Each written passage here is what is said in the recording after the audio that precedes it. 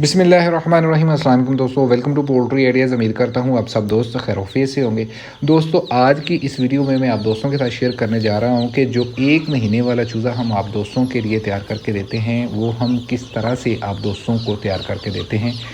चूज़ों को कौन कौन सी वैक्सीन लगाई जाती है, कौन सी खुराक दी जाती है, कैसा माहौल दिया जाता है, कौन से विटामिन्स दिए जाते हैं, चूज़ा डालने से पहले शेड की किस तरह से सफाई की जाती है, ये सारी चीज़ें आप दोस्तों के साथ शेयर की जाएंगी। और साथ ही आपके साथ सीसीटीवी कैमरा जो मेरे फार्म पे लगे हुए हैं उनकी रिकॉर्डिंग भी आप दोस्तों के साथ शेयर की जाएगी, ताकि जो भी नए दोस्त अहबाब छोटा चूज़ा डालना चाहते हैं वो इससे इस्तेफ़ादा हासिल करें, और जो दोस्त हमसे 1 महीने वाला चूज़ा लेना चाहते हैं उनको भी पता हो कि हम अपने चूज़े को जो है किस तरह से तैयार करते हैं और इनको कौन कौन सी वैक्सीन, कौन कौन से विटामिन्स दिए जाते हैं। दोस्तों, जैसे ही हमें पता हो कि हमारा बड़ा फ्लॉग जो है वो इस तारीख को निकलने वाला है, उससे कम हम 1 हफ़्ता पहले उस पोर्शन की सफाई करना स्टार्ट कर देते हैं जिस जगह पे हमने उस चूज़े को डालना होता है।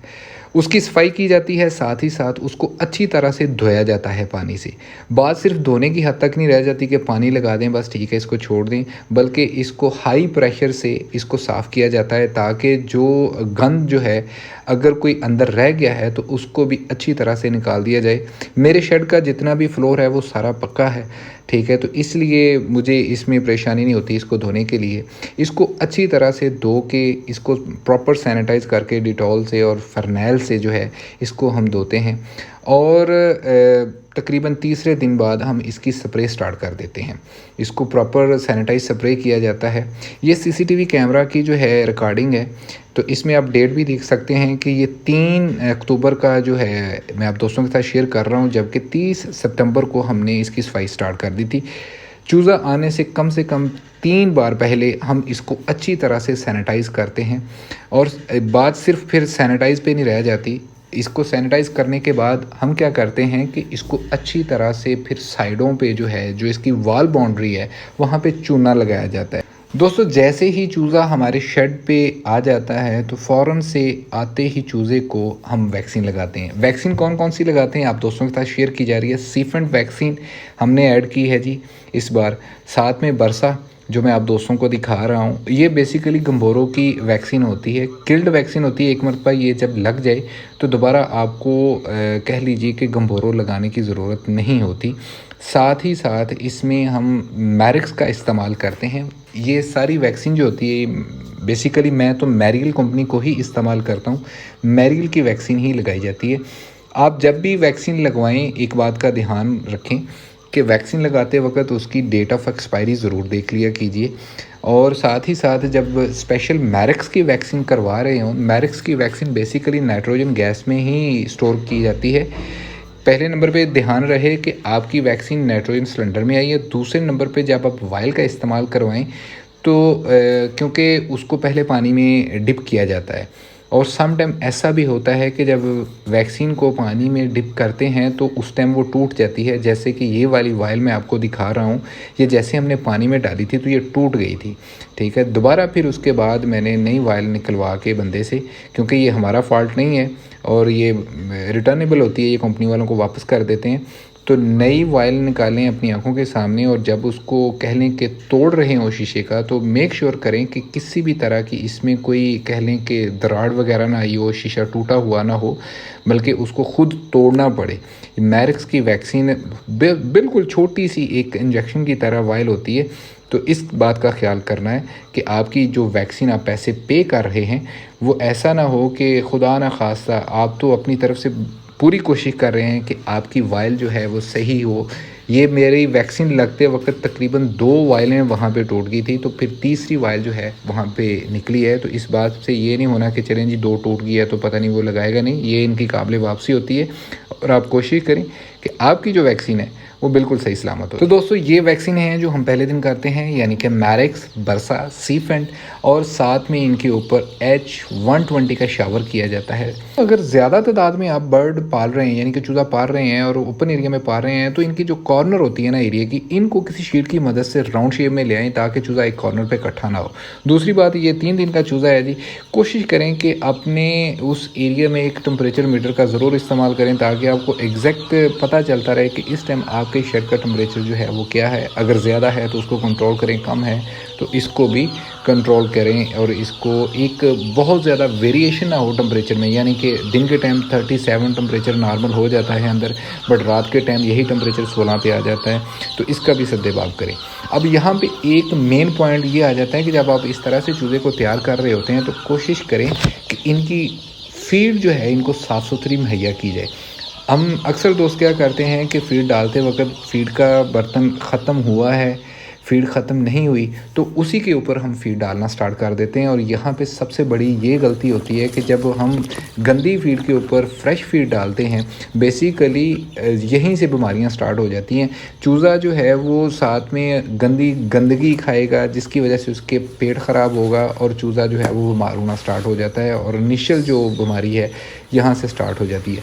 आपने ये गलती नहीं करनी कि हमेशा जब भी फ़ीड डालनी है, पुरानी फ़ीड जो है इसको आपने ज़ाया कर देना है, इसको निकालें और कोशिश करें कि फ़ीड थोड़ी थोड़ी डालें ताकि आपकी फ़ीड ज़ाया ना हो। बेसिकली ये फ़ीड नहीं होती, ये थोड़ा सा कह लें कि नीचे तो वगैरह होती है या उसकी पेस्टिंग वगैरह होती है, तो अच्छी तरह से इनको जो है निकाल लें। और डेली के डेली एक टाइम लाजमी अपने बर्तनों को धोएं। पानी का जो है वो हर 4 घंटे बाद, कम से कम 4 घंटे, अगर ज़्यादा आप करते हैं तो 3 घंटे बाद भी पानी को लाजमी तब्दील किया करें।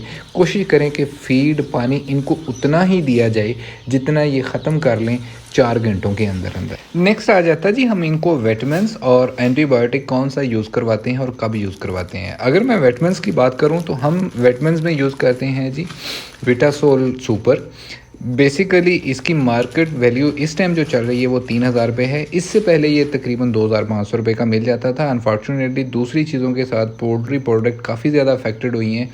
और मैंने पिछली वीडियो में बोला था इनकी फ़ीड, इनकी वैक्सीन, इनके विटामिन्स, अदर जितनी भी एसेसरीज हम यूज़ करते हैं वो सारी की सारी काफ़ी ज़्यादा महंगी हुई हैं, तो इस बात को ज़रा ध्यान में रखिएगा। अब पहले 5 दिन हम जो एंटीबायोटिक यूज़ करते हैं वो एनरोकोलाई हम यूज़ करते हैं। बेसिकली इसका फ़ायदा ये होता है कि अर्ली एज मोर्टेलिटी वो काफ़ी हद तक कंट्रोल में रहती है, और सीआरडी की जो बीमारी है, जैसे बर्ड मुंह खोल के सांस लेना, या दूसरी कहने के इनिशियल छोटे चूज़े को जो बीमारियां लगती हैं, बुखार हो जाना, टाइफाइड हो जाना, तो इससे पहले 5 दिन हम यही यूज़ करवाते हैं। विटामिन्स हम बहुत कम यूज़ करते हैं पहले 5 दिन, बट ज़्यादा एंटीबायोटिक ही यूज़ किया जाता है। उसके बाद हम विटासोल सुपर जो है ये रेगुलर यूज़ करते हैं, बट हर तीसरे दिन हम टेलोमाइसिन एफ़ जो है इसको यूज़ करते हैं। टेलोमाइसिन एफ़ मार्केट वैल्यू इसकी तकरीबन इस टाइम 3500 रुपये, पहले 3000 में मिल जाता था। एनरोकोलाई जो है वो तकरीबन अभी 1000 का मिल रहा है, 800 रुपये का पहले मिल जाता था। तो ये टेलोमाइसिन एफ़ जो आपके सामने नज़र आ रहा है, ये हम हर 3 दिन बाद 1 दिन लगातार पानी में इसको यूज़ करवाते हैं। बेसिकली ये बीमारी के लिए ही होता है जो मुंह खोल के सांस ले देना, और सीआरडी के लिए बहुत ही अफेक्टेड है, या टाइफाइड के लिए, बुखार के लिए। बट हम क्या करते हैं कि बिफ़ोर कह लें कि अगर खुदा न खासा किसी बर्ड को कोई अफेक्टेड है, क्योंकि इतने ज़्यादा बर्ड में 2000 चूज़ा होता है तो नज़र नहीं आता, तो हम क्या करते हैं कि हर 3 दिन बाद इसको रेगुलर तमाम चूज़ों को ही यूज़ करवा देते हैं कि अगर खुदा न खासा किसी में अगर कोई हल्का फुल्का सा कोई वायरस है तो इससे ख़त्म हो जाए, ताकि उसकी वजह से हमारे दूसरे बर्ड जो हैं वो डिस्टर्ब ना हो। अब आ जाती हैं जी इनकी जो वैक्सीन रह जाती हैं वो हम कब और कैसे यूज़ करते हैं। देखें, 5वें दिन हम इसको एंडी एवेन्यू जो मैरियल की है वो लाइव वैक्सीन जो है इनको पिला देते हैं, और उसके बाद फिर हम इसको ND+H9 उसका टीका लगाते हैं जी। 9वें दिन हम वो टीका लगा देते हैं, और ये हमारी वैक्सीन 9वें दिन में 1 महीने की इनकी वैक्सीन पूरी हो जाती है। एहतियाती तौर पे हम क्या करते हैं कि 15वें दिन इनको गम्बोरो लाइट जो है वो पिला देते हैं। अगर खुदा न खास्ता कोई गम्बोरो का वायरस दोबारा से सर उठा रहा हो, क्योंकि पहले दिन हमने गम्बोरो किल्ड की होती है, बट अपनी सेफ्टी के लिए हम इसको गम्बोरो लाइव भी कर देते हैं। जैसे दोस्तों मैंने पहले बात की थी कि अक्टूबर के महीने में दिन के टाइम टेम्परेचर काफ़ी ज़्यादा होता है और रात के टाइम टेम्परेचर बहुत गिर जाता है, और स्पेशली इस वाली रात टेम्परेचर जो था वो 15 से भी नीचे आया हुआ था। तो इस बात का ख्याल रखना है कि आपका टेम्परेचर में बहुत ज़्यादा वेरिएशन ना हो, कि यानी कि दिन के टाइम में 37 है तो रात के टाइम 26 हो, तो इससे चूज़े में साइजिंग का इशू जो है वो बहुत ज़्यादा होगा। और फीड के बर्तनों का बहुत ज़्यादा ख्याल करना है कि फ़ीड के बर्तन आपके चूज़ों के मुताबिक हों। हर 30 बर्ड के ऊपर कम से कम एक लाजमी आपका कह लें कि फीड का बर्तन हो। और पानी का बहुत ज़्यादा ख्याल करना है, पानी कभी भी अपने चूज़ों के सामने से नहीं ख़त्म होने देना। फीड ख़त्म हो जाती है घंटा 1.5 घंटा तो कोई इशू नहीं है, फीड के कितनी दी जाती है इसके ऊपर ऑलरेडी मैंने वीडियो बनाई हुई है। चूज़े को किस तरह से पाला जाता है इसके ऊपर भी मैंने काफ़ी ज़्यादा वीडियो बनाई हुई हैं। तो ये छोटी सी एक वीडियो आप दोस्तों के लिए मैंने बनाई थी।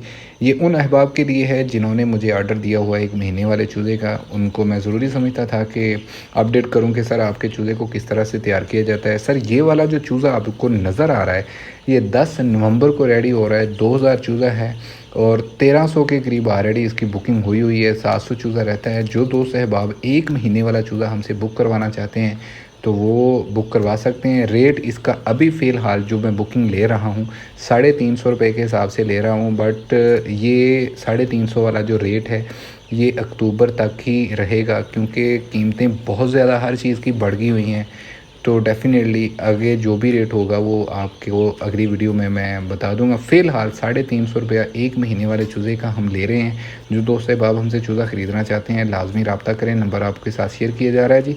उम्मीद करता हूँ ये वीडियो आपको पसंद आई होगी जी। अपना और अपने प्यारों का बहुत सारा ख्याल रखिएगा। अल्लाह पाक आपका हामी और नासिर। अल्लाह हाफ़िज़।